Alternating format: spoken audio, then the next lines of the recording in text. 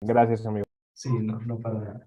Bueno, ahora sí, el tema que vamos a ver hoy es cómo abordar tipos de emociones para que maxifiquen nuestras oportunidades de ganar esa ronda. Pero entiendo que ese tal vez no sea el incentivo más atractivo para muchas personas que pues la verdad no, o si bien les gusta el debate y quieren participar en los ejercicios de debate que vamos a tener el sábado ya presenciales en Guanajuato, que bueno, estoy muy contento de ver a las personas de Guanajuato ya presencialmente y pues en virtual. Tal vez no todas y todos queremos ser debatientes competitivos, ¿no? Creo que en ese sentido también la clase está desarrollada para que entendamos el cómo, a través de aprender a debatir estas nociones, se nos da un valor agregado a la hora de, pues, hacer nuestro ejercicio político o pues, estar ahí, ¿no? Socialmente, cómo nos nutre de una manera importante y bastante única a la hora, pues, del actual. Entonces, vamos a esto y de nuevo, cualquier pregunta, en serio, en cualquier momento, no, no hay ningún problema con eso. Vamos a ver la importancia de entender y abordar las emociones en diferentes categorías, pero también la importancia de saber hacerlo y por qué esto nos sirve para espacios externos a debate. Y después, lógicamente, vamos a analizar cada una de las tres clases de emociones que vamos a ver hoy. Hay muchas otras clases de emociones, cada vez se va complejizando más. Posteriormente en el curso vamos a ver emociones un poco más difíciles, un poco más complejas, un poco más de nicho, pero las tres principales emociones que vamos a ver hoy son como que no sé si las más comunes, pero sí las más básicas para entender los cuestiones básicas de estrategia y también cuestiones básicas de cómo debatir ciertos temas que pueden ser de interés para toda la sociedad, que son la moción política, la moción valorativa y la moción de acto. Acompañada a esta sesión, vamos a tener dos ejercicios que van a desarrollar habilidades específicas de dos de las tres mociones y que nos van a permitir también hablar un poquito de las cosas que están pasando o de las cosas que nos acontecen en nuestro movimiento, ¿no? ¿Alguna duda o cuestión hasta aquí? Si alguien quiere decir, Lam, quiero ver otra cosa, este es el momento. Veo que no, entonces vamos a pasar directo. Ok, primero, ¿por qué distinguir entre emociones? Aquí la filmina nos dice que según la forma en la que están redactadas, la carga de la prueba y los criterios de relevancia de las mociones cambian, así como la priorización de las habilidades necesarias para llevar el debate de la mejor manera o el mejor debate posible. Pero creo que aquí hay una idea subyacente que es muy valiosa, que es, dependiendo de lo que estamos debatiendo o de lo que se está discutiendo, van a variar los argumentos, los criterios del debate y las cosas que tenemos que hacer para entrar en la conversación. Y, por lo tanto, tenemos que poner vital atención a lo que la moción nos pide o la que el punto de discusión es, ¿no? En un contexto más amplio. No es lo mismo debatir acerca de una política pública y de su aplicación y si esta es positiva o negativa en los criterios que escojamos, a debatir, ¿no? Si el gobierno que la ejerce es legítimo y por lo tanto lo apoyamos o lo lamentamos o nos oponemos a él. Para probar diferentes cosas es necesario entender que pues la rama de habilidades que vamos a aplicar o las herramientas discursivas que vamos a utilizar van a variar porque el centro de la conversación varía. Ahorita va a quedar un poquito más claro. Vamos primero a las nociones políticas y en un primer punto, ¿qué es lo que las caracteriza? Las mociones políticas, ojo que no siempre es un tema político, ¿no? A veces pueden ser mociones políticas, pero que no necesariamente tengan que ver con temas partidistas o con temas coyunturales o contextuales de un estado específico, ¿no? Que es lo que entendemos que es la política. No, la moción política Creo que está más acercado a lo que entendemos por política pública, ¿no? No es tan far-fetched o tan loco pensar que las mociones políticas podrían pensarse como mociones de políticas públicas, porque siempre van a ir en torno a una acción específica.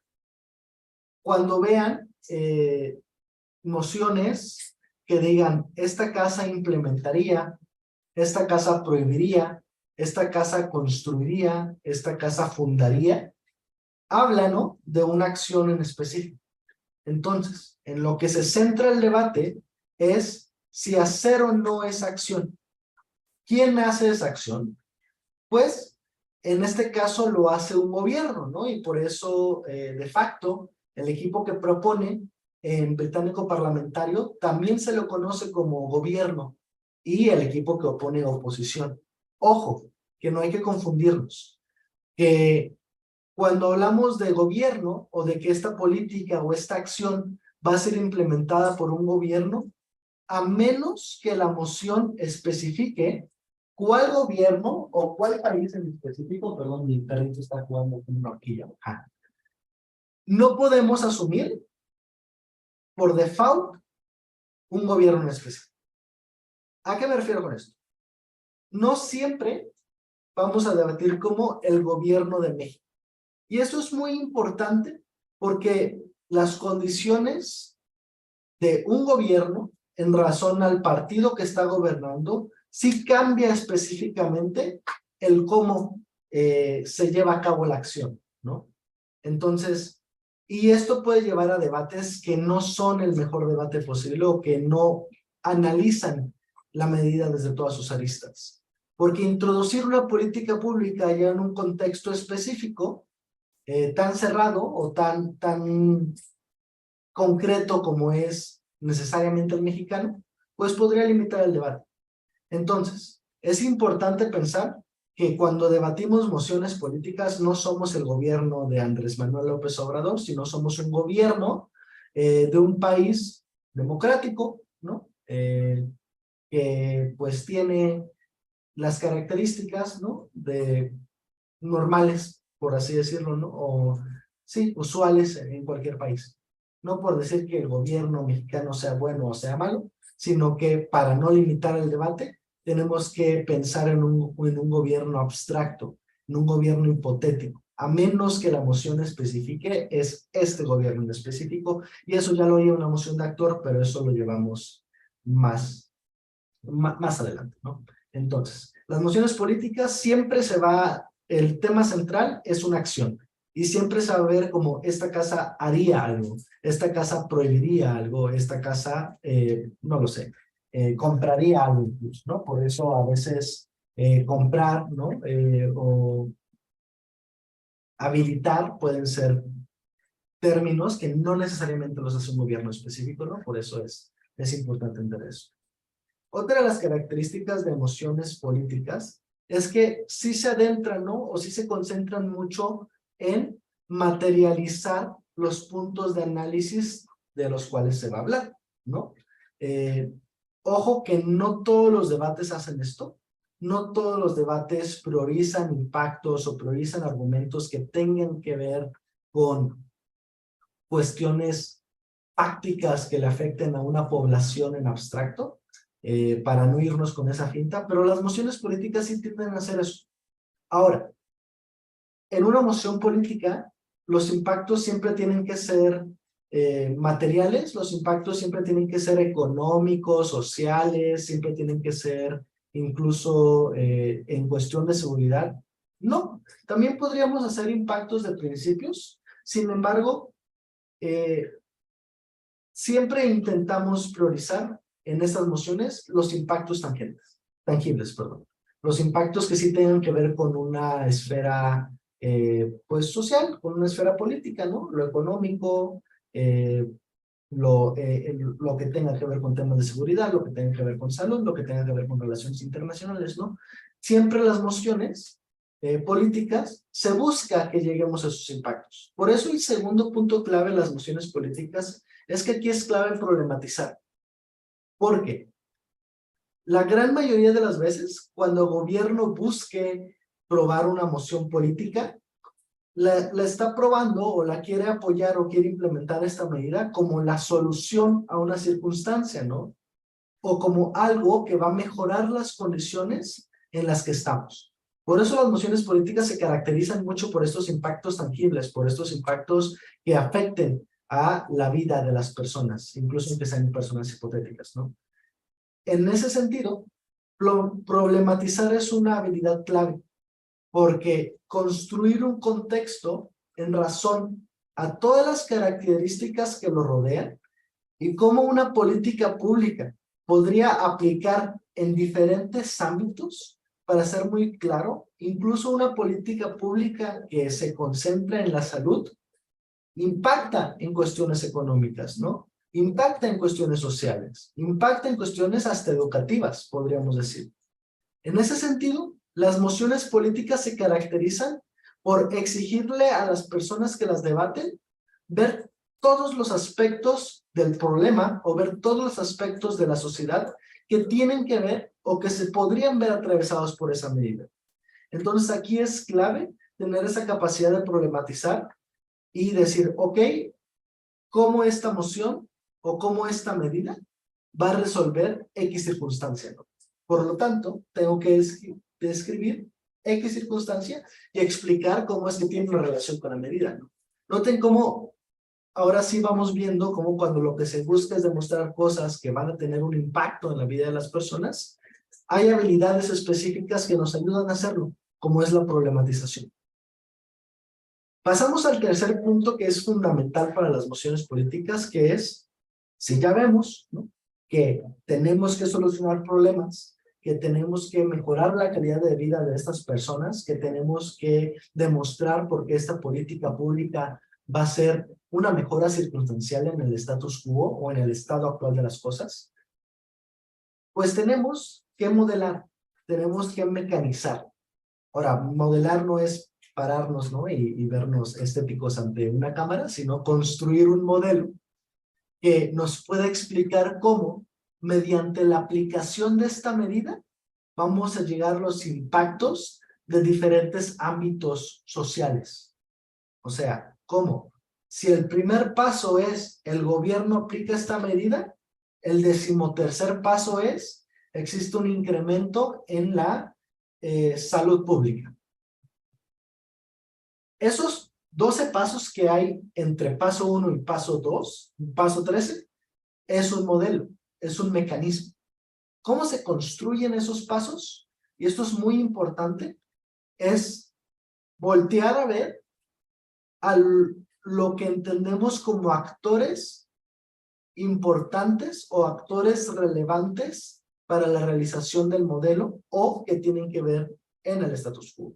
Por ejemplo, en un modelo me importa mucho pensar en cómo la sociedad civil organizada va a interactuar con la política pública que estoy promoviendo. ¿Cuáles van a ser las acciones del gobierno una vez que esta política pública sea aplicada? ¿Qué otras acciones o qué otras políticas públicas podrían acompañar a esta política que estamos defendiendo? ¿Cómo esta va a ser recibida por las personas, por la ciudadanía? ¿Qué va a pensar o cómo se puede integrar el sector privado? Todos estos actores que son importantes para la realización del modelo o para que podamos llegar a los impactos políticos que deseamos, son fundamental a la hora de mecanizar.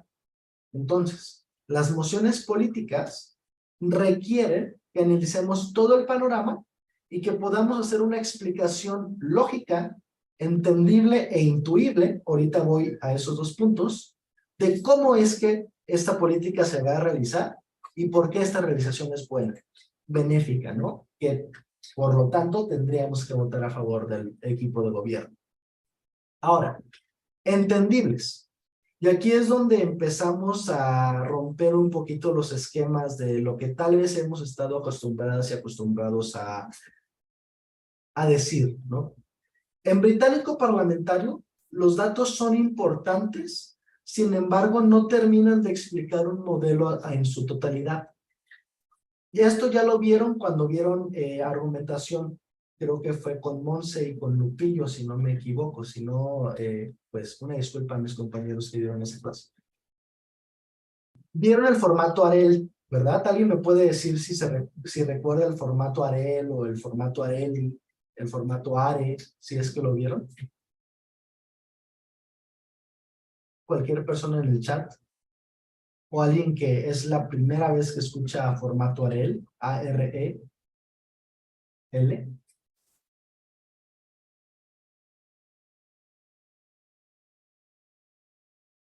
Ok, Diego levantó su mano. Adelante, Diego. Sí, tengo que es afirmación, razonamiento, evidencia, link e impacto. Justo, muchas gracias, Diego. Ok, entonces, cuando aplicamos ese conocimiento a la hora de modelar, entendemos que podemos instruir afirmación por la aplicación de esta medida tiene implicaciones benéficas en el sector salud, ¿no? La evidencia podría ser un dato. Podría ser, esto se hizo en Groenlandia y hubo un 20% de incremento en la felicidad de las personas. X o Y, ¿no? Sin embargo, para una persona votante promedio informada, y la realidad es que para la gran mayoría de las personas, si nosotros simplemente decimos, esto es cierto, porque aquí está una estadística, pues no existe esa conexión o no existe esa capacidad de entender, sí, es cierto, ¿no? Yo lo puedo entender, yo lo puedo visualizar, yo me puedo convencer de que eso es cierto, más allá de que esta persona me citó una fuente.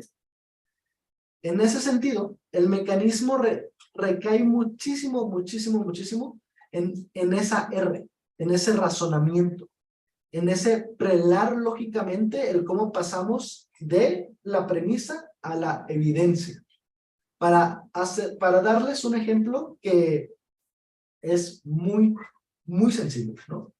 Por ejemplo, si yo quisiera mecanizar o yo quisiera hacer un modelo de que generar alumbrado público tiene un impacto positivo en la capacidad de las personas, específicamente de los comerciantes informales, de tener una mejor calidad de vida, no podría simplemente decir, hubo alumbrado público en Tokio y por lo tanto pues la gente está mejor, ¿no? Tengo que hacer un caminito, ¿no? Tengo que decir, paso 1, pues las personas, ¿no? Tienen mayor luz a horas más tardes, ¿no? Y entonces meto otra premisa, otro enunciado que es, noten que los niveles de criminalidad son más altos cuando no existe alumbrado público, porque las personas que se dedican al crimen muy probablemente no quieren ser encontradas, no quieren ser vistas, no quieren ser identificadas. Por lo tanto, un espacio alumbrado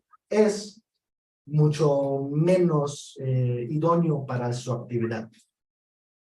Noten que me van a decir, Lam, estás diciendo cosas muy obvias.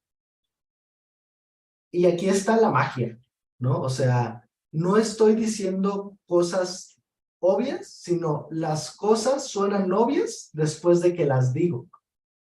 Y esa es como que la llave de la persuasión y la llave del análisis, ¿no? Todo análisis bien construido va a sonar como obvio, porque lo que yo estoy haciendo no es creando nueva información, es simplemente acomodando información que las personas ya tienen en su haber, de cierta forma que se vuelva completamente intuitivo y claro, evidente, lo que les estoy diciendo. Porque muchas veces, cuando nos saltamos esos pasitos lógicos que suenan muy evidentes, pues existe ese gap, existe ese vacío, existe ese salto lógico importante entre premisa y evidencia que no nos permite realmente decir, eso es cierto. Además, cuando construimos modelos y mecanismos, esos rellenos lógicos o esos enunciados tienen que ser accesibles para todas las personas. Todas las personas deberían de poderlos entender. De nada sirve una conversación en lenguaje que las personas de a pie no puedan comprender, porque entonces no va a haber un ejercicio de convencimiento y entonces no va a haber esa conexión que queremos generar con la ciudadanía. Por eso, cuando construimos estos mecanismos, nos nutrimos de premisas muy simples, pero que construidas generan una verdad compleja. Continúo con esto, ¿no? Entonces ya demostré o ya les quedó a ustedes muy claro o muy evidente que sí, cuando hay más luz, generalmente hay menos crimen. Por lo tanto, si hay menos crimen en espacios públicos, las personas que se dedican al comercio informal o al comercio ambulante o al comercio en la calle, o incluso las personas que tienen una tiendita porque están en una calle, pues se sienten más cómodas de abrir hasta horas más tarde. En contrario sentido, cuando está oscuro y saben que hay un incentivo de delincuencia en su zona, pues tienen que cerrar más temprano. Por lo tanto, su actividad económica se ve reducida. Noten que cuando mantenemos el alumbrado bien e invertimos tantos pesos en que haya alumbrado, no solo estamos haciendo que la gente pueda ver y que se genere cierta estética en la ciudad, sino que también estamos permitiendo que el comercio fluya más y por lo tanto que nuestros ciudadanos tengan una mayor capacidad, ¿no?, de solventarse económicamente por sus propias cuentas.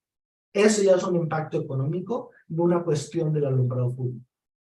Entonces, no simplemente me paré a decir, hay luces y hay un incremento del 20% en la economía informal. No, tuve que explicarlo, tuve que dejarlo extremadamente claro, mediante premisas que son intuitivas y que están al alcance de todos. Pero noten cómo también empezó a utilizar actores.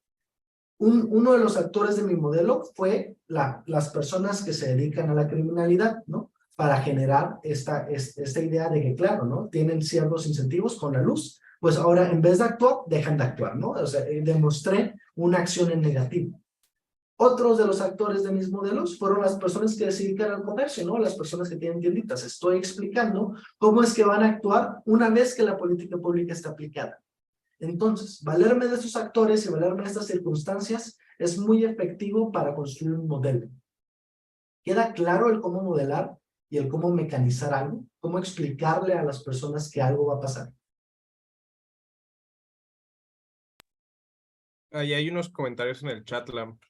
Ok, es más o menos la estrategia de muchos populistas al sobresimplificar discursos complejos para que la masa pueda entender, comprenderlo y apoyarlo. No me refiero a que sea malo, es la mejor manera de transmitir un mensaje. Sí, creo que creo que la cuestión del populismo es más de fondo y no de forma, amistad.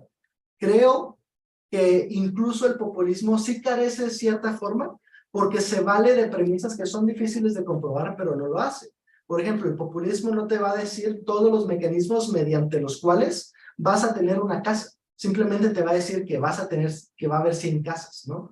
Un modelo o un mecanismo no puede ser demagogo porque sí se esfuerza en demostrar que la sociedad civil organizada va a venir y les va a aportar esto, ¿no? Que las constructoras son parte de un convenio o de un concurso para ganarse la capacidad de construir estas casas, ¿no? ¿Sí me explico? O sea, el saltarse pasos sí tiende a hacer promesas vacías. El hecho de que el lenguaje sea simple no lo hace en sí mismo populista, porque podemos explicar cosas extremadamente complejas, pero el lenguaje es simple. Y creo que eso es más hacia un tema de accesibilidad, porque ahí les va. Creo que es igual de demagogo explicar modelos de una manera extremadamente compleja que las personas últimamente no van a entender. Creo que no hay que confundir la simpleza del lenguaje con la simpleza del argumento, porque el argumento en sí mismo es fuerte. El argumento en sí mismo está construido de muchas premisas que juntas van a generar un mecanismo, que juntas van a generar criterios de persuasión, ¿no?, de probabilidad para las personas. Pero estas premisas están construidas desde ideas muy simples. Es como juntar muchas ramitas que por sí mismas ahí están, pero una vez que se les acomoda, que se les hace, no sé, una bisagra, que se les pone cuerda, pues generan un mecanismo, generan una pieza, generan algo más grande. Entonces, que la simpleza del lenguaje no quiere decir que el mecanismo, que el argumento sea endeble. En ese sentido, creo que sí, el populismo tiende al fondo, a lo que se dice, ¿no? El populismo es negativo porque incita, ¿no? A ideas generalizadas de cosas, incluso ideas dichas superficialmente. Creo que cuando hablamos de un lenguaje accesible y cuando hablamos de premisas intuitivas, justamente lo que queremos hacer es complejizar el discurso. Sé que suena como que paradójico, pero para realmente complejizar el actuar y el hablar político de las personas, el lenguaje tiene que ser el más simple posible. No sé si ya como que contesté a ese comentario de manera chida, Guillermo.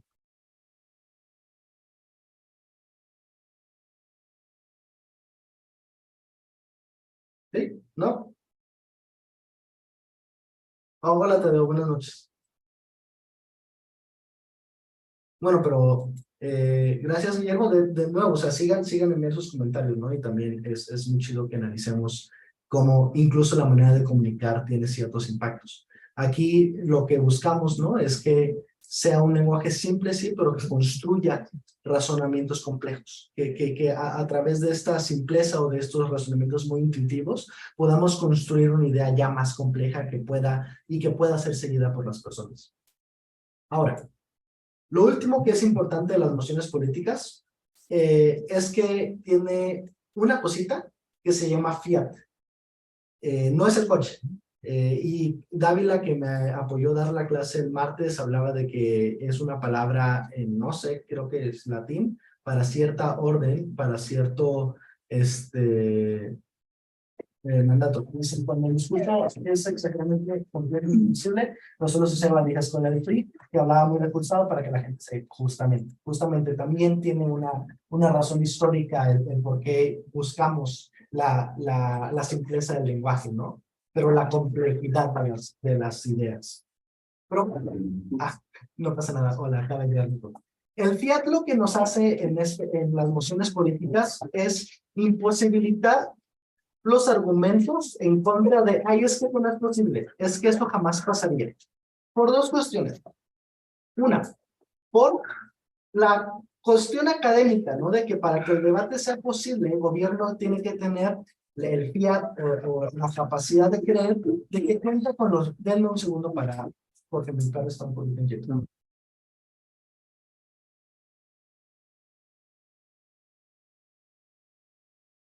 Ya, bueno, es que llega gente a mi casa y Spike se pone... A ver, para poder llevar el debate, tenemos que entender que el gobierno tiene esos mínimos recursos necesarios para que la política pública sea aplicable. O sea, creo que no podemos debatir algo que consideremos imposible. Por eso también hablamos de este gobierno abstracto que permite analizar estas ideas. Pero en segundo punto, el fiat es necesario, y esto también lo dijo Carlos y creo que lo dijo muy brillantemente, como herramienta crítica. Porque en la cotidianidad de las cosas, muchas veces decimos, ay, es que eso es imposible, ay, es que eso no pasa, y hasta ahí se queda la conversación. Las mociones políticas lo que nos ayudan es a tener esa capacidad de analizar cómo una acción específica repercutiría en una población. Por lo tanto, necesitamos que tanto gobierno como oposición entren al debate, se pongan bien esos pantalones y digan, a ver, es que eso es positivo por esto es problemático por esto y por lo tanto no lo deberíamos hacer. El fiat lo que permite es que tengamos esa discusión. Ahora, ¿por qué queremos tener esta discusión? Es porque es importante aprender a debatir mociones políticas. Creo que esta es la más sencilla de persuadirles o de convencerles que tiene una utilidad pragmática, ¿no? O sea, cuando modelamos y cuando explicamos cómo ciertas políticas públicas tienen un impacto directo en la vida de las personas, pues esta es una habilidad que es muy requerida y ahorita estamos en tiempos electorales, justamente en tiempos de campaña, porque por la experiencia, ¿no? Que estoy muy contento de poder decir que tengo, de trabajar en campo, en tierra con la ciudadanía, pues muchas personas tienen este hábito de preguntarle, oye, ¿cuáles son tus propuestas? O sea, y entonces, más allá de explicar, pues es que vamos a hacer esto, y esto, y esto, y esto, y la gente pues se queda como que, chido, es exactamente lo mismo que me dijo la otra persona que vino del otro partido, lo mejor sería explicarles, es que vamos a hacer esto, para que pase esto, para que la comunidad se junte de esta manera, y que al final tengas estos impactos en tu vida. Eso ya genera esa conexión. Eso ya esa capacidad de explicar las cosas ya genera el, te creo, confío en ti, es cierto lo que me estás diciendo. Y en un segundo punto, nos permite analizar desde muchas perspectivas las cosas que están pasando. Porque como ejercicio académico, debatir una política pública es examinarla de un nivel más profundo que tal vez solamente leerlo, ¿no? Porque ya estoy viendo en tiempo real argumentos a favor y en contra y generando estos modelos hipotéticos de cómo se vería una sociedad o cómo se vería esta sociedad cuando se aplica esa política pública. Noten que eso ya es un grado de entendimiento un poquito más profundo y en lo personal más dinámico, menos tedioso, ¿no? O sea, nos permite también debatir las cosas con un modelo específico y un formato que nos permita hacer este vaivén tan bonito que hace el mecánico parlamentario y llegamos a nuestras conclusiones y llegamos a decir, ¿sabes qué? Sí estoy de acuerdo con esta política pública o no lo estoy, porque ya lo debatí, porque ya choqué estas ideas, ¿no? Entonces creo que las mociones políticas son muy, muy valiosas. A mí en lo particular me gustan mucho y pues podemos aprender mucho de ejercitar debate a través de ellos. Vamos a hacer un pequeño ejercicio basándonos en esta idea, en todo esto que platicamos del modelo, del lenguaje, de los actores, de los impactos. Y vamos a intentar, yo les voy a apoyar, construir un modelo o un mecanismo para defender esta moción. Ojo, no necesariamente vamos a hacer un caso y vamos a dar 3 argumentos y vamos a hacer contextualización. No, es simplemente que me expliquen mediante un modelo, mediante esta interacción de agentes del status quo, mediante esta suma de condiciones, el cómo reducir la jornada laboral o a partir de la aplicación, ¿no? De reducir la jornada laboral en México a 40 horas semanales, vamos a llegar a impactos positivos para las personas. ¿Queda claro lo que tenemos que hacer justo ahora? ¿O hay alguna duda?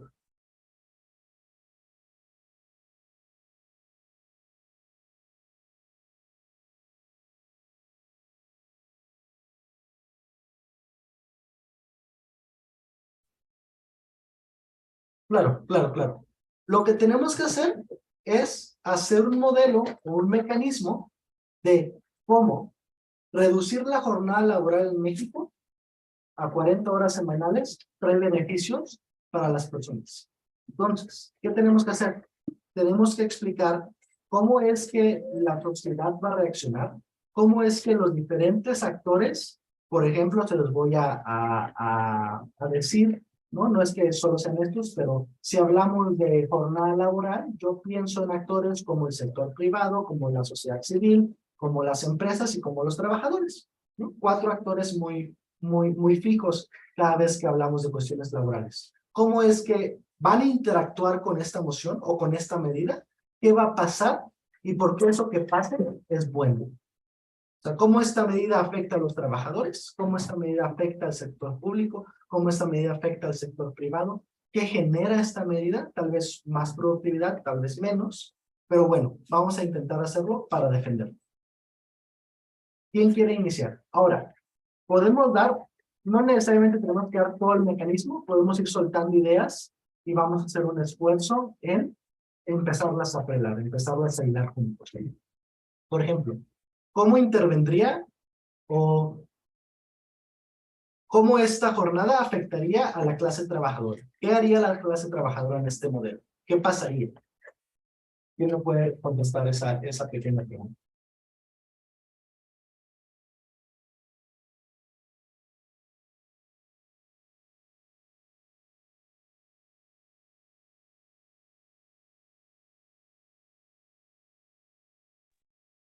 Ojo que voy a empezar a tomar personas al azar.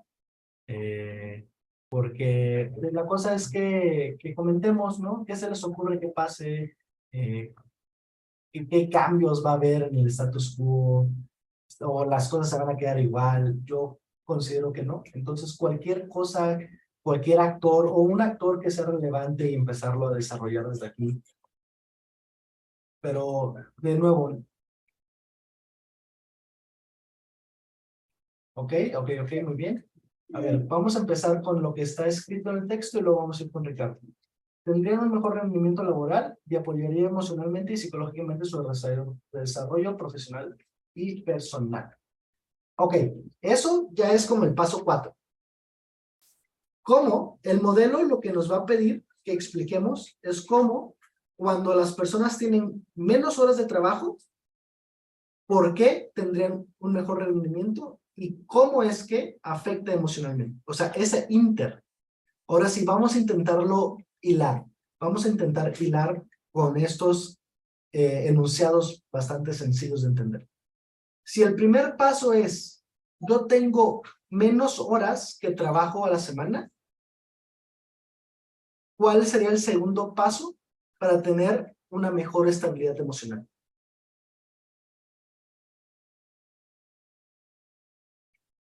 ¿Ok? Se relajan, sus días se vuelven más activos socialmente y tienen más tiempo para dedicar a estas vidas.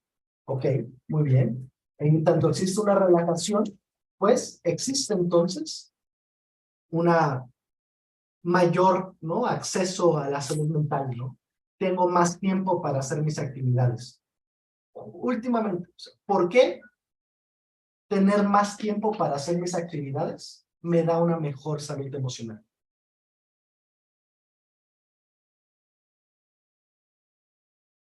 Justo porque estamos viendo que la convivencia recreativa es buena. Ok, afectaría el lado de la economía. Disminución de estrés, justamente. Ok, muy bien, muy bien, muy bien. Entonces ya entendemos, las personas tienen un mecanismo para disminuir su estrés. Ahorita vamos a ver qué tanto podría afectar a la economía. Oh, mira, aquí Lidia nos dice, es que es un derecho tener una vida digna y que no afecte nada su productividad, que no afecte nada su productividad laboral. Ahí hay dos cosas que probar. ¿Cómo es que es un derecho? Y ahorita vamos a argumentos de principio, pero ¿cómo es que no afecta en su productividad laboral? Porque claro que el gobierno en esta moción tiene que demostrar cómo es que esto no implica un deterioro en la productividad o en el desarrollo económico. Entonces, vamos a ver cuál es el comentario de Ricardo. Hola Ricardo, buenas noches.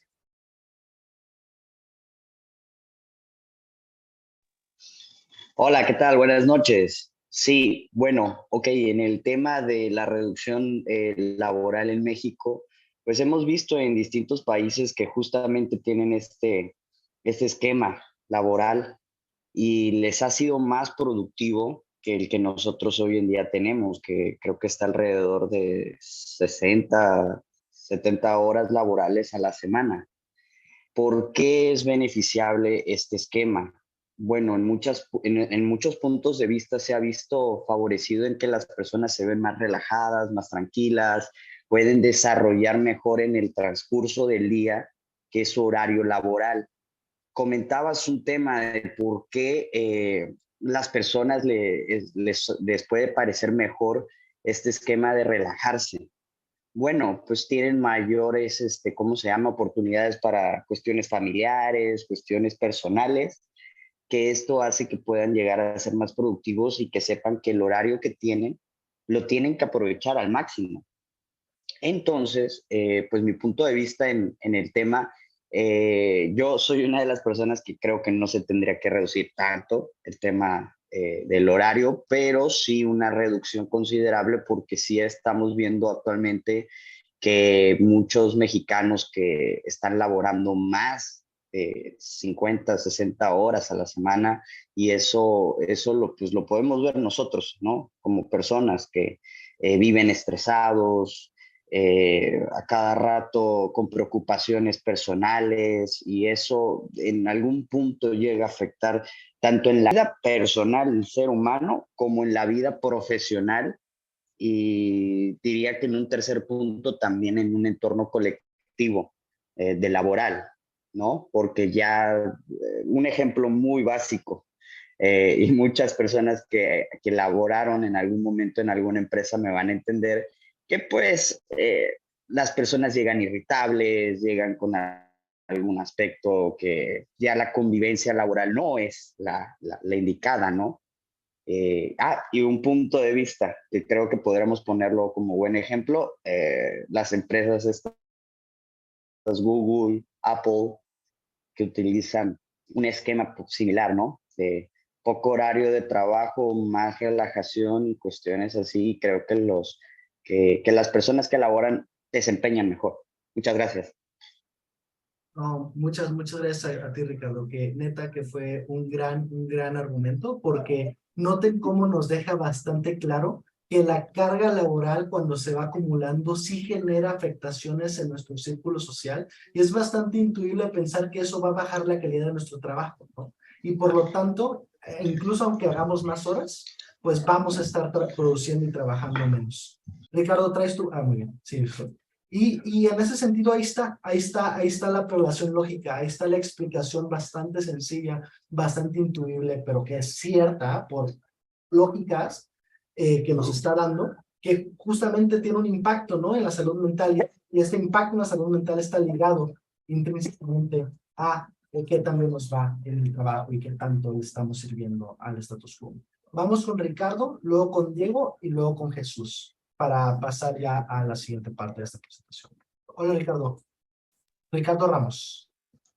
Sí. Bueno, solo quería comentar en relación a la economía que también hay que considerar que si se reduce la jornada laboral, también se reducirían los salarios, debido a que o sea, hay muchas empresas, muchos negocios que trabajan que pagan por el tiempo en el que se trabaja. Entonces también habría que considerar justo que se aumenten los salarios para que ganen, para que trabajen menos tiempo, pero que también ganen más. O sea, no disminuya su salario, porque, o sea, que disminuya el tiempo en el que trabajen también significaría que disminuya su salario. Muchas gracias, Ricardo. Y lo que me estás diciendo ahorita es muy valioso, porque ahí lo que estás haciendo, el debate lo consideramos como una reserva, como un blindaje. Es, si yo quiero hacer un modelo que demuestre por qué esta reducción es buena, sí tengo que decir, ojo, que acompañado con este modelo, tendríamos que garantizar que los empleadores no paguen menos, que esto no tendría por qué implicar una baja en el salario de las personas. Ahí ya lo que estás haciendo es como estás identificando que eso es algo por lo que te pueden atacar o es algo que se puede decir por parte de oposición, dices, ok, lo puedo integrar en mi modelo y decir, noten que estos 40 horas se van a pagar como si fueran las habituales, ¿no? O sea, va a haber una cuestión proporcional y el salario de las personas no se va a ver afectado.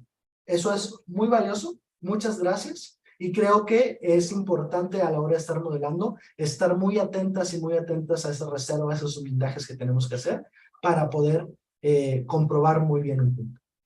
Vamos con Diego. Hola, Diego. Buenas noches.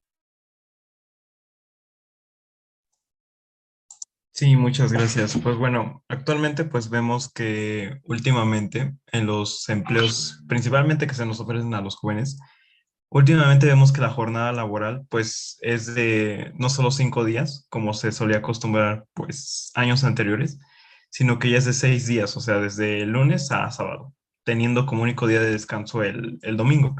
Entonces, pues sí, únicamente si reducimos la jornada laboral a 40 horas, pues estaríamos como en promedio unas 6 horas aproximadamente por día. Y pues hablo desde una experiencia personal. Entonces yo siento o yo opino que sí, se debería de reducir pues ese tiempo de jornada, porque la verdad, como mencionaban anteriormente, pues también importa mucho la salud, pues psicológica. Entonces yo pues opino que un trabajador puede rendir más frutos, pues estando más tranquilo, más descansado. Porque si tenemos un trabajador estresado que le están exigiendo muchas horas de trabajo al día, con resultados pues muy, ¿cómo se podría decir? Muy pues agresivos hasta cierto punto, porque pues son 2 horas, pues la verdad son bastante estrés. Yo lo digo desde un punto personal, desde que yo trabajaba 4 horas al día, pues se me hacía bastante pesado, ¿no? Y yo siendo una persona joven. no me imagino una persona mayor que ya tiene más responsabilidades, que tiene hijos, que ya es una persona de la tercera edad, pues mucho peor. Entonces sí, reduciendo la jornada laboral, pues aumenta la salud mental y con ello se aumenta la productividad de las personas. Y pues obviamente hoy en día contamos con más tecnología, más inteligencia artificial, todo eso. Entonces, pues yo opino que también esa inteligencia artificial pues podría ser ocupada para todo todo este sistema laboral. Entonces, pues podríamos rendir más frutos sin necesidad de estar tanto tiempo en una jornada laboral. Ocupando las tecnologías, pues podemos ser más productivos que incluso como tiempos anteriores y podríamos rendir más frutos sin necesidad de estar tanto tiempo en una jornada laboral. Eso es lo que yo opino, entonces pues sí, sería como mi participación. Muchas gracias. Muchas gracias a ti, Diego. Creo que eso también le está dando mucho valor a nuestro modelo, porque si no solo decimos que a los trabajadores no van a sufrir una, una resta, ¿no? O una disminución en su salario, también como parte del modelo podemos decir. Y la realidad es que estamos, pues, se puede implementar tecnologías para que incluso si hubiera, ¿no? Un costo de oportunidad en qué tanto produce la gente, podemos implementar tecnologías para eficientar nuestros procesos y que lo que producíamos en 8 horas, ahora lo produzcamos en 6. Ese es otro actor, ¿no? Y noten cómo esto también es muy útil para explicar que los actores no necesariamente son personas en específico, sino el avance tecnológico es una circunstancia, ¿no? Que se inserta como actor en este modelo para decir, estamos acompañados, ¿no? De un crecimiento tecnológico que nos permite eficientar los procesos de trabajo y por lo tanto, pues es una política que funciona. No es una política que tiene desventajas muy fuertes en la economía. Muy bien, Diego. Muchas gracias. Pasamos con Jesús para terminar la actividad y continuar con la presentación. Buenas noches, Jesús. Hola, buenas noches. Sí, bueno, cuando estaba la pandemia, a mí en lo personal, bueno, supuestamente ya se declaró que se ha terminado el sistema yo, pero cuando me tocó a mí entrar a trabajar, me tocó entrar justamente un mes, no, una semana antes de que iniciara la pandemia. Entonces, así como entré, estuve trabajando normal como un mes, mi jornada de 8 horas que eran pues, diarias, y me tocó reducirlas a 6 por cuestiones de espacio para que no tuviéramos contacto todo el personal. Y cuando estuve en 6 horas, yo me sentía mucho mejor. Llegaba más con más entusiasmo, llegaba con más motivación y de hecho me apuraba a hacer mi trabajo mucho más rápido porque sabía que tenía que salir a las 3 de la tarde. Entonces me apuraba más para terminarlo con anterioridad. Inclusive a veces mandaba avances porque los fines de semana no estábamos, entonces avanzábamos mucho más. Es lo que yo vi. Y yo creo que para las fábricas sí mejoraría bastante la motivación del personal, debido a que en las fábricas pues están jornadas de 12 horas continuas, entran a las 8 de la mañana y salen a las 8 de la noche, y pues regularmente llega otro turno a cubrirlos de 8 de la noche a 8 de la mañana. Entonces, el reducir la jornada laboral a 8 horas los ayudaría a ellos bastantes, porque imagínense, una persona que está trabajando de obrero en una línea de producción que tiene que a veces sacar hasta 1,000 piezas diarias, ayudaría bastante en su motivación, otra, en su estado anímico, porque llegaría con mucho más energía, sobre todo que están de pie 12 horas continuas, o bueno, supongamos que son 11 porque les dan una hora de comida, pero es bastante tiempo y les ayudaría a que tengan un mayor rendimiento e inclusive a que dieran propuestas para reducir el tiempo de la producción. Quizás hay algunos pasos que ellos ya están haciendo tan monótono y tan monótono, ya están ellos totalmente automatizados como si fuera una máquina, ya con menos horas pueden... Uy, ahí te muteaste, Jesús. Estabas terminando tu idea y se cerró tu micrófono. Perdón, se desactivó el micrófono, pero esa es mi opinión. Creo que es un gran punto de análisis. Algo que sí quisiera acotar ahorita es que para que vayamos trabajando en el mismo lenguaje, si bien, o sea, las opiniones siempre son válidas, ¿no? Y está chido. Lo que estamos haciendo ahorita ya es argumentar, ya estamos prevelando razones, ya estamos explicando cosas, ¿no? Entonces creo que eso va más allá de una opinión. O sea, no es que esté mal que le denominemos así, pero hay que darnos como que unas palmadas en la espalda y decir, ese es mi punto de análisis, eso es mi argumento, eso es lo que yo tengo que decir. Y creo que fue uno muy válido. Creo que nos termina de explicar, ¿no? Cómo es que la cuestión anímica se ve representada en un espacio específico que son las líneas de producción. Cómo reducir el tiempo implica pues menos tiempo parado, implica que sientas que es menos monótono tu trabajo y por lo tanto puedas sentirte más refrescado, más fresco, más chido. Creo que están muy bien todas estas cosas que nos han dicho. Lo importante es que un modelo lo que intenta hacer es recopilar toda esta lista de razones y empezarlas a hilar lógicamente para que funcionen como un argumento, para que funcionen como un punto de análisis. Entonces, lo que tenemos que hacer son esas coyunturas lógicas que poco a poco vamos a ir desarrollando, pero lo importante es que vayamos soltando ideas, que vayamos viendo cómo funcionan, que vayamos viendo que es persuasivo lo que estamos diciendo y que podemos realmente explicar las ideas que tenemos detrás. Y eso es muy, muy valioso. La verdad es que muchas gracias. Creo que fue un muy, muy buen ejercicio. Vamos a pasar a lo siguiente. Y ahora sí, si queremos entender, ¿no?, que lo que tiene que hacer el gobierno en esta moción, también vamos a explicar qué es lo que hace oposición, ¿no? ¿Cómo nos oponemos a una política pública, ¿no? ¿Cómo nos oponemos a una acción hecha por un gobierno? Pues podemos cuestionar directamente el modelo. O sea, podemos decir, tu propuesta no funciona y por lo tanto no deberíamos hacerlo.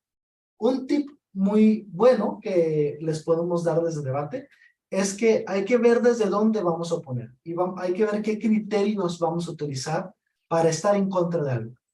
De nuevo, es muy importante entender que en debate, para que algo pueda estar visto como bueno, como malo, como valioso, como no valioso, tiene que ser a través de criterios específicos, ¿no? O sea, no podemos decir esto es malo porque yo digo, sino esto es malo porque es ilegítimo. Esto es malo porque no es necesario. Esto es malo porque no es idóneo y esto es malo porque es poco proporcional. Vamos a esclarecer cada una de las cuatro. Ojo que podemos tener más criterios, pero esos son usualmente los que más funcionan en una moción política. Primero, la legitimidad. ¿Tiene o no el derecho, el gobierno, un derecho o una justificación de aplicar esta medida, ¿no? Por ejemplo, ¿cuándo una medida puede ser ilegítima? Cuando el gobierno responsabilice a un grupo históricamente vulnerado, ¿no? Una política pública sería ilegítima cuando recaiga una responsabilidad hacia un grupo de personas que el gobierno no les ha cumplido antes, ¿no? Por ejemplo, sería ilegítimo, y este fue un debate que tuvimos la semana pasada, sería ilegítimo obligar a las personas a votar cuando yo he sido un gobierno que no ha sido derecho en sus lógicas electorales, ¿no? Bueno, yo he sido un gobierno en donde he hecho fraudes electorales. Bueno, yo soy un gobierno que he permitido la venta de votos. Noten cómo entonces no tengo un derecho para obligarte a ti a participar en mi ejercicio democrático cuando yo he fallado, ¿no? O puede ser, yo no tengo un derecho como Estado de utilizar tierras o de utilizar recursos de pueblos originarios, ¿no? Noten cómo la legitimidad va más un tema de tiene o no el derecho, está o no justificado moralmente, está o no justificado en principios o históricamente para aplicar esta medida. Necesidad. Y aquí es donde ya empezamos a ir a otra forma de oponer, pero vamos nomás con la necesidad. No es necesaria esa medida. O sea, o incluso tampoco es útil, ¿no? O sea, esa medida no resuelve el problema y incluso si lo resolviera no es necesaria para hacerlo, se puede resolver de otras formas. Entonces, si tu medida no es útil para hacer las cosas y tampoco es necesaria para solucionar los problemas, me opongo a ella. Hay que hacer otra cosa. O simplemente no hay que hacer eso porque es inútil, es innecesario. Tercero, idoneidad. ¿Es la medida la mejor manera o es esta política que defiende el gobierno la mejor posible para solucionar el problema? ¿O hay otra medida que sea menos lesiva, que sea más legítima, que resuelva las cosas de mejor manera, que sea más efectiva, ¿no? Que sea más barata, que incluya a más parte de la sociedad? Porque esta idoneidad, ya pueden ver aquí el slide, esta idoneidad Puede ser también en varios criterios, ¿no? O sea, puede ser que una política pública sea buena y sea efectiva, pero no incluye a la sociedad, no incluye a la sociedad civil organizada, ¿no? Y por lo tanto, pues no es la mejor posible. Podemos implementar otras políticas públicas que sí incluyan a más personas de la ciudadanía, o que incluyan o que sean incluyentes para personas en situación de vulnerabilidad histórica, ¿no? Creo que podemos entender que si hay otras maneras mejores de hacerlo, o si no se está cubriendo con las necesidades actuales del status quo en el que estamos, pues entonces podemos oponernos a esta medida. La cuarta, que es la proporcionalidad. ¿Esta medida genera más bien que mal o genera más perjuicios que beneficios? Porque regresemos al ejemplo pasado y digamos que oposición logra demostrar que efectivamente la medida va a generar una baja en la productividad lo suficientemente grande para que exista un impacto macroeconómico para México. ¿Cómo lo van a hacer? Pues sus argumentos, ¿no? Y su análisis. Pero entonces lo que estaría diciendo sería, sí es legítimo, sí los trabajadores tienen un derecho, sí se les va a hacer bien, ¿no? Sí es una buena medida en muchas cosas. Sin embargo, no es lo suficientemente buena para solventar el daño que ya está generando o los puntos en contra que la medida no trae. Porque, de nuevo, todas las políticas públicas tienen desventajas. Todo lo que tiene cosas buenas también tiene cosas malas. No existe una política pública perfecta, no existe un argumento perfecto, no existe la verdad absoluta, no existe algo que sea completamente bueno en todas las aristas posibles, salvo los derechos humanos, ¿no? Que tenemos este grado especial, ¿no? Histórico. Pero sí, o sea, muchas cosas o incluso algunas implementaciones en pos de los derechos humanos tienen sus desventajas, ¿no? Creo que es importante tener la capacidad de hacer esta ponderación de, ok, es que genera más cosas malas que cosas buenas, por lo tanto podemos oponer por ahí. Vamos a la otra forma de oponer, que es la contramedida. La contramedida no es otra cosa que un plan alterno, que una medida mutuamente excluyente a la de gobierno, y ahorita ahondo con eso, que solucione mejor el problema, o que dé los beneficios que quiera dar el gobierno, pero mejor. Ahora, ¿por qué hago énfasis en mutuamente excluyente? Primero, ¿a qué me refiero con eso? Mutuamente excluyente significa que no puede pasar al mismo tiempo que la otra cosa. Que si A existe, B no puede existir. A y B no pueden existir en el mismo momento y en el mismo tiempo. Eso es mutuamente excluyente en cuestión de principios lógicos. ¿Cómo se traspola eso? Que lo que yo voy a proponer no se puede hacer al mismo tiempo que lo que está proponiendo el gobierno. ¿Por qué? Porque para poder analizar en un debate y poder decantarnos sobre A o sobre B, y esto es muy académico, o sea, es muy de debate, pero creo que también es importante entender que no hay que hacer análisis simétricos o que no apelen a esta exclusividad, pero para poder decantarme entre A y B, pues B no tiene que ser igual que A. B tiene que tener características intrínsecamente diferentes o diametralmente opuestas a A, porque entonces, pues realmente no hay un debate, no hay una discusión, ¿no? Si B puede existir en A, pues hagamos A y B y nos vamos, ¿no? Para que dos ideas puedan chocar y para que dos ideas puedan ser contrastadas directamente o lógicamente, tienen que ser mutuamente excluyentes y también las contramedidas. Porque es muy sencillo, ¿no? Que gobierno, imagínense en un debate o en una discusión que se diga, no hay que reducir la jornada laboral, lo que hay que hacer es hacer campaña de concientización para que las personas tengan una mejor salud mental en el trabajo. Gobierno, con una mano en la cintura, va a decir, pues podemos reducir la jornada laboral y hacer campañas de concientización para que exista un mejor entorno de salud mental en el trabajo. No es mutuamente excluyente, podemos hacer ambos. Tu medida no niega la mía, por lo tanto, no entra a debate. ¿Queda claro esta punto de exclusividad? ¿Alguna pregunta?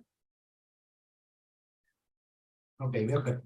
Y entonces, ahora sí, esto es súper debate, pero también lo van a necesitar las personas que quieran y nos acompañen, y espero sean la gran mayoría de ustedes en los hoy se debates de los fines de semana. ¿Qué es el OPFIAT?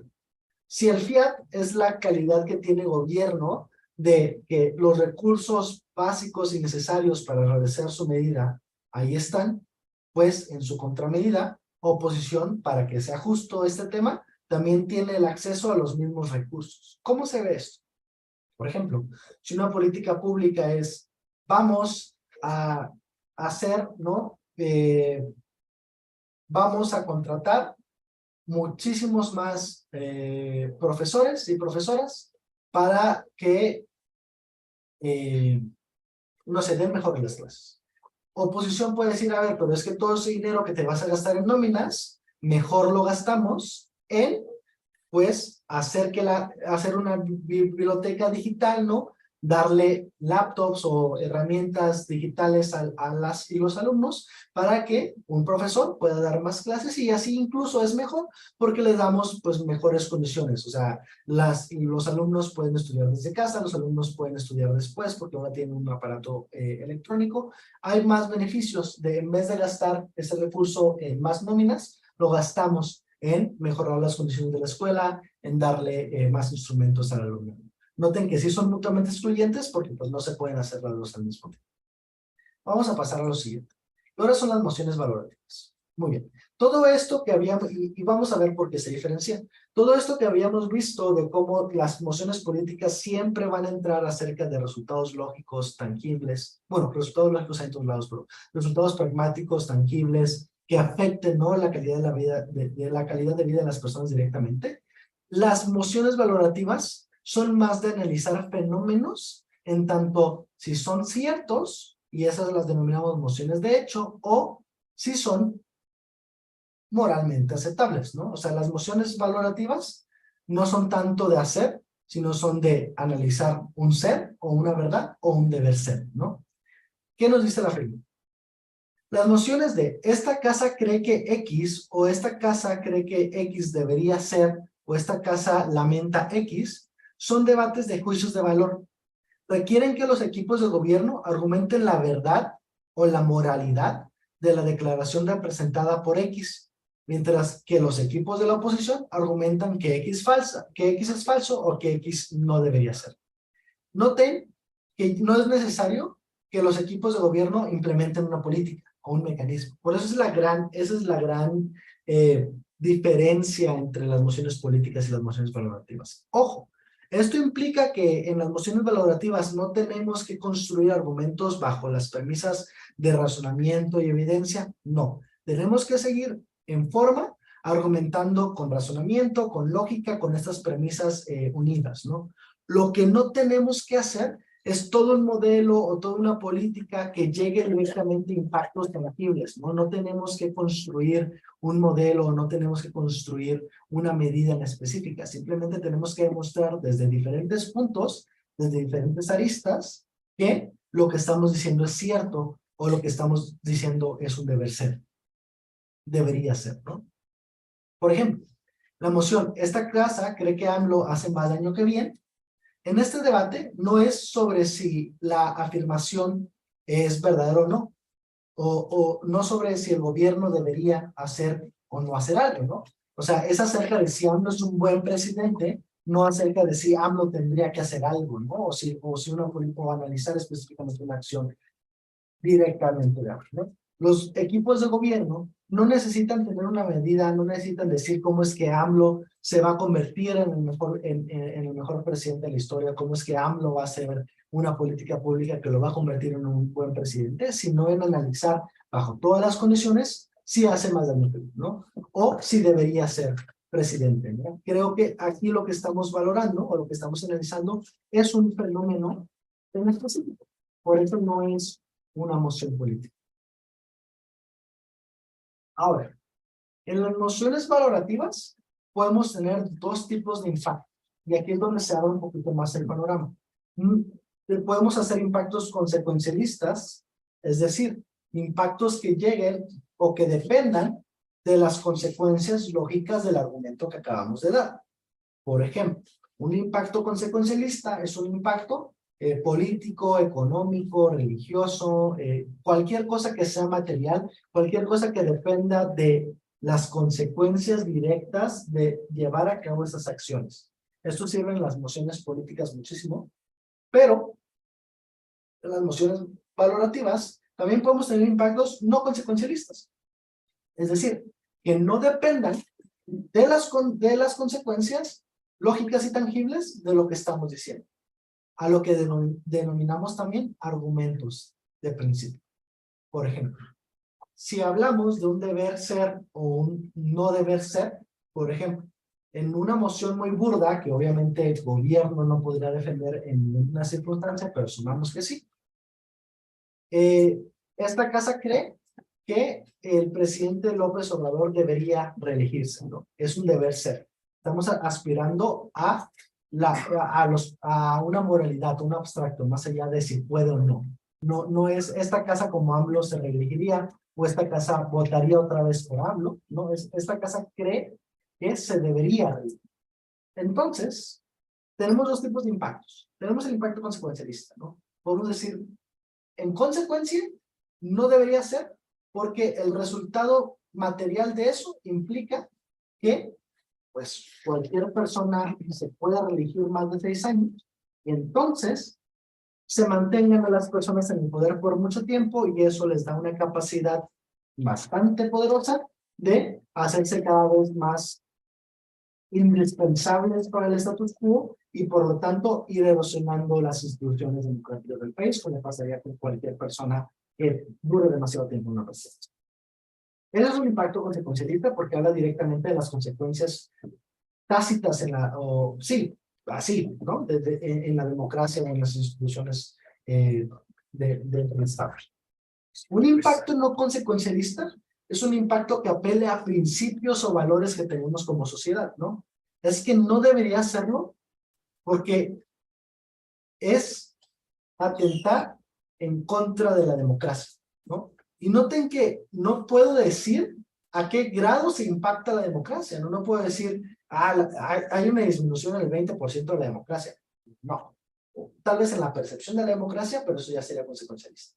Cuando apelo a un principio, no importan las consecuencias de las acciones. Lo que importa es que estamos vulnerando este principio. Entonces, para hacer un impacto no consecuencialista, lo que explico es el valor social que tiene este principio.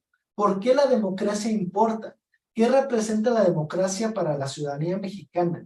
¿Y en qué sentido hacer esto o defender esta postura atenta en contra de la democracia? Ahí lo que importa es la democracia tal cual, ¿no? El cumplirle a la democracia, el cumplirle a la justicia, el cumplirle a la libertad, el cumplirle a la verdad, el cumplirle a esos valores, que ya explicamos por qué son tan importantes dentro de nuestro caso, ¿no? Ahí ya no importa si sube la tasa de mortalidad, ya no importa si sube el empleo, por ejemplo, incluso aunque AMLO, si se reelige, eso implica que todos los mexicanos van a tener 20,000 pesos más en el absurdo, no lo podemos hacer porque estamos dañando la democracia, ¿no? Porque estamos dañando los principios que están fundando el país, los principios por los cuales generaciones de mexicanas y mexicanos han perecido, han luchado, se han quedado, ¿no? Ese principio inmaterial que nos une y que nos da identidad como una sociedad no debe ser vulnerado más allá de las consecuencias pragmáticas que traiga esa acción. Por eso, los argumentos no consecuencialistas o los impactos no consecuencialistas son muy útiles en mociones del deber ser, porque estamos apelando a estos valores, estamos analizando cosas. ¿Son buenos en mociones políticas? Sí, pero ya saben que en mociones políticas sí nos importa un poquito más la cuestión de los impactos pragmáticos y cómo esto va a afectar a la vida de las personas. Pero lo que quiero que quede claro, sí queda clara la diferencia entre un impacto consecuencialista y un impacto no consecuencialista de principios y cuándo podemos implementar uno u otro. ¿Sí? Ok. Ahora sí pasamos al último tipo de moción, que es la moción de actor. Esta moción se caracteriza porque inicia y siempre va a iniciar como esta casa como. Esta casa como el gobierno mexicano, esta casa como Britney Spears, esta casa como Justin Bieber, esta casa como LAM, o sea, esta casa como un ciudadano promedio, esta casa como X, ¿no? Esta casa como un sujeto en específico o un grupo de sujetos, porque puede ser esta casa como movimiento ambientalista, esta casa como movimiento feminista, ¿no? O sea, pero es un sujeto en específico o un grupo de personas en específico, ¿no? Haría algo. Entonces, ¿se parecen a las políticas? Porque sí dependen de una acción, pero se subdividen como de actor porque se caracterizan como que se debate a través del actor.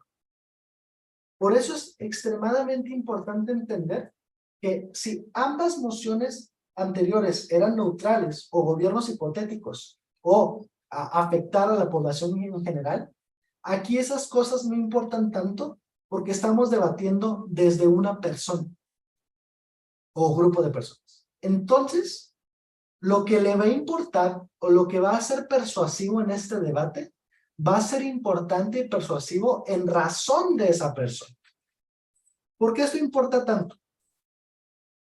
Porque esto nos enseña que dependiendo de quién somos, vamos a pensar diferente, vamos a querer diferentes cosas y por lo tanto nuestro actuar debería ser diferente.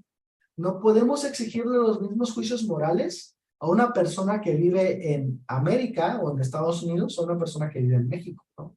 No es lo mismo debatir sobre un tema como mexicanos que como estadounidenses. Sí queda claro eso, ¿verdad? En ese sentido, debatir mociones de actor nos ayuda muchísimo en tener esa capacidad de comprensión del otro. Creo que las mociones de actor son una oportunidad muy buena de entender a personas que son diferentes a nosotros y que por lo tanto piensan y sienten diferente a nosotros y entonces tenemos que pensar en qué sería lo mejor para estas personas. Entonces es muy importante la herramienta de la caracterización. Porque cuando yo debato una moción de actor, tengo que hacer un fuerte trabajo de caracterización de ese actor. Tengo que decir en qué piensa ese actor, cuáles son las cosmovisiones y los sesgos que tiene ese actor, porque desde ahí vamos a debatir. ¿Cuáles son los incentivos de ese actor? ¿Qué quiere ese actor? ¿Cuáles son las condiciones materiales de ese actor? ¿Dónde vive ese actor? ¿Cuál es su contexto? Porque en razón de eso, las cosas le van a importar. Porque en razón de eso, las cosas van a tener un impacto. O sea, porque el impacto es la relevancia de nuestros argumentos. Entonces, esa relevancia va a depender del actor y va a depender de las características inherentes a ese actor. ¿Por qué es importante debatir desde los sesgos del actor? Y esto es un caso práctico que pasó en un torneo. Un saludo a Aisha, si Aisha llega a ver este video por alguna razón, que debatimos Aisha, mi dupla de debate y yo, en el torneo que se llama Dios 2022, fueron unas semifinales, y teníamos que debatir, ¿no? La moción era algo así como, esta casa como cardenal denunciaría tal cosa, ¿no? En ese debate lo que tuvimos que hacer es pensar en cuáles eran las cosmovisiones de un cardenal. Es decir, cómo pensaba y cómo percibía el mundo una persona que lleva probablemente más de 50 o 60 años dedicando su vida al estudio de la fe. Eso es una condición bastante sui generis, ¿no? Las cosas que va a pensar esta persona y las cosas en las que va a creer esta persona, en principio cree en un sistema tradicionalista católico bastante rígido, ¿no? Que no podemos decir que se comparte por toda la población. Y entendiendo esas cosas, es que construimos líneas argumentativas específicas para este actor y que demostraban qué era lo que debía importar y por lo tanto, por qué debería denunciar eso o por qué debería de hacer eso. Eso es lo que nos dio el GAN en esa moción. Afortunadamente pasamos a la final, justamente porque tuvimos esa capacidad de entender que las condiciones de otra persona construyen el mundo de esa persona y a través de ese mundo es el que íbamos a debatir. Por lo tanto, creo que ya traducido al actor político y a nuestro actor social, es muy importante entender que las personas son parte de un contexto, son parte de una cosmovisión, son parte de sus sesgos, son parte de las cosas que ven y de cómo experimentan la vida. El cómo perciben las cosas va a depender fuertemente de eso.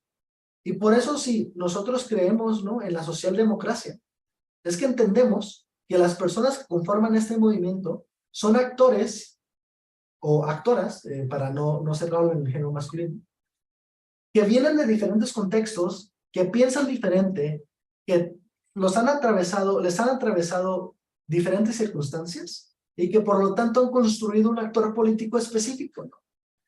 Y que las personas a las que queremos llegar, a la ciudadanía, también son personas con características diferentes, con pensamientos diferentes, de lugares diferentes, y que por lo tanto no es que sus perspectivas sean inválidas, sino simplemente, o estén equivocadas per se. Podemos considerar que lo están. Sin embargo, es más importante entender que vienen de un contexto específico y que la realidad las ha atravesado de una manera y que por lo tanto desarrollan esas líneas. Eso es fundamental, no solo para empatizar y para conectar, sino para tener, la verdad, paz mental, ¿no? Entonces creo que debatir emociones de actor es una cosa muy, muy chida que tenemos que estar haciendo, que tenemos que estar practicando, porque nos permite entender que lo que pasa aquí no pasa en todos lados y que las realidades se perciben diferentes. Por lo tanto, pues hay que tener esa capacidad de empatizar, hay que tener esa capacidad de poder construir esa empatía mediante el razonamiento.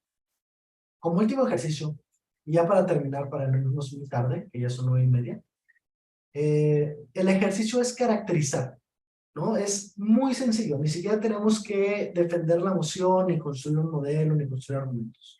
Sino, en esta emoción que nos dice, esta casa como artista preferiría representar el mundo de la forma en que le gustaría que fuese, en lugar de representarlo como lo ve. Aquí, lo más fundamental es que es una emoción de actor y es una emoción de un artista, ¿no? Una persona que es artista. Su condición de artista va a ser fundamental en defender el caso tanto para gobierno como para oposición. Entonces, si queremos debatir bien esta moción, tenemos que pensar en características importantes que hacen que una persona artista lo sea. ¿Qué se les puede ocurrir que caracteriza a una persona que se dedica al arte? 5 comentarios y damos por terminada la sesión. ¿Qué caracteriza a las personas artistas?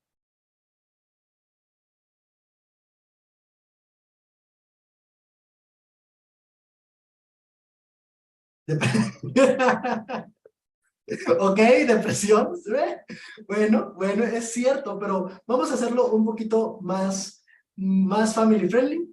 Bueno, aunque no, la depresión es un tema de salud mental y para nada tendría que ser limitado, pero podríamos decir, para no generalizar que todas las personas artistas están deprimidas, podemos decir que son personas más sensibles, ¿no?, que la media, ¿no?, que las emociones las atraviesan de una manera más fuerte y que por lo tanto a veces tienen estos altos y bajos emocionales, y es lo que consideramos depresión, ¿no? O sea, como tienen una sensibilidad artística, pues son personas o como la tienen, se vuelven artistas, o a través del arte les empieza a generar esta sensibilidad emocional, ¿no? Que hace que de repente sientan muchas cosas o de repente no sientan absolutamente nada. Entonces sí, son personas que experimentan las emociones de maneras diferentes. Creo que esa es una muy buena característica. Creatividad. Claro que son personas creativas, ¿no? Tienen la capacidad de percibir cosas que no están ahí y reflejarlas mediante su arte, ¿no? Son personas muy, muy, muy creativas. Son personas con mucha pericia. ¿Pericia en qué sentido, Irving? Desalineados, pueden ser desalineados, pueden ser, sí, personas un poquito, pues, más que estén así viviendo el momento, ¿no? Que como están concentradas en realizar una obra, pues no les importa mucho tener un horario, ¿no? Son personas más que apelan más a la libertad, más en sus propios tiempos, a ver el valor estético de las cosas, ¿no? Sí, son personas que probablemente no lleguen a tiempo a la gran mayoría de las cosas, ¿no? Podríamos decir que los artistas tienen ciertas características. Una ideología, bueno, yo creo que ideología es algo que todos podemos tener, pero sí podríamos hablar de, ok, si es una persona artista que es parte de un movimiento específico, pues probablemente tiene una serie de pensamientos que vayan hacia una tendencia política.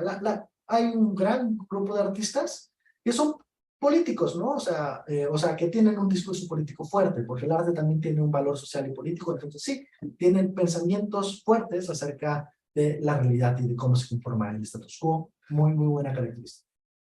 Pericia en el sentido de que desarrollan la habilidad más rápido y más fácil. Sí, son personas que como hacen las cosas constante, tienen cierta capacidad, ¿no? Cierto talento que van generando con la práctica, ¿no? De hacer las cosas un poco más rápido, ¿no? Son personas que tienden a fijarse mucho en los detalles, que tienden a ser muy, muy, muy, sí, habilidosas más que nada los artistas. Muy bien, creo que podemos caracterizar a los artistas y entender cómo entonces desde ahí, desde esa caracterización, por qué tendrían que representar la realidad de una forma o de otra. No hay que hacer ese ejercicio lo hacemos cuando debatemos mociones. Lo importante es entender, hay características de los actores y esas características van a ser fundamentales para poder debatirles y para poder construir argumentos que sean hacia ellos. ¿Por qué es importante entonces saber caracterizar? ¿Qué pasaría si la emoción dijera, esta casa como MC, ¿no? Esta casa como movimiento, esta casa como grupo de personas activas en la política? Entonces tendríamos que entender que las cosas que nos importan, las cosas que queremos son en razón de las cosas que somos. Es muy importante tener también la capacidad de autopercibirnos, de autocaracterizarnos y de entender de qué somos parte y por lo tanto, qué nos va a importar y qué es lo que tenemos que hacer para adelante. Creo que hasta ahí queda esta clase. Muchísimas gracias. Aquí están mis redes sociales. Me pueden encontrar en Instagram como alfonso.lam con H al final. Creo que ese es el Instagram de Carlos Dávila, que el martes, hoy no pudo estar, les pido una disculpa para darnos clase, pero la desarrollé en conjunto de él, entonces el crédito también es mucho de él y vale mucho la pena seguirle y estarle mandando comentarios. Dime, Irving, ¿tienes una duda? Claro que sí, este es el momento.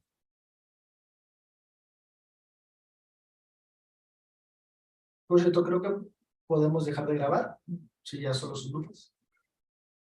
Pero como vea